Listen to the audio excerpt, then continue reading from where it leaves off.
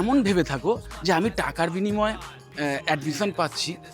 আমি র্যাঙ্ক এত কম থাকা সত্ত্বেও আমি টাকার বিনিময়ে এরকম একটা আহ, জায়গা, যেখানে প্রচুর পড়াশুনো করেও হয়তো ভালো র্যাঙ্ক করেও, আমার চেয়ে ভালো র্যাঙ্ক করেও একজন অ্যাডমিশান পেলো না, কারণ তার টাকা নেই। আর আমার টাকা আছে, আমি কম র্যাঙ্ক করেও অ্যাডমিশান পেয়ে গেছি। তাহলে আমি সব কিছুই তো আমরা টাকা দিয়ে হয়, তাহলে আমার শিক্ষাটাও আমি টাকা দিয়ে পেয়ে যাব, বা আমি এই টাকার বিনিময়ে আমি ডাক্তার হয়ে যাব।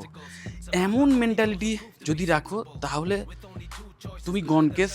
কিন্তু যদি এটা না রাখো, তুমি যদি এরকমভাবে ভাবো যে ঠিক আছে, আমি র্যাঙ্ক খারাপ করেছিলাম, আমার এক্সাম ভালো হয়নি, যে কারণে র্যাঙ্ক খারাপ হয়েছিল, এবং আমি মিডিওকার স্টুডেন্ট ছিলাম, যে কারণে আমার র্যাঙ্ক ভালো করতে পারিনি, কিন্তু আমার একটা বেনিফিট ছিল যে আমি একটা প্রিভিলেজড ফ্যামিলি থেকে জন্মেছি, বা আমার বাবা মা আমাকে সেই সাপোর্টটা দিয়েছেন, যার মাধ্যমে আমি একটা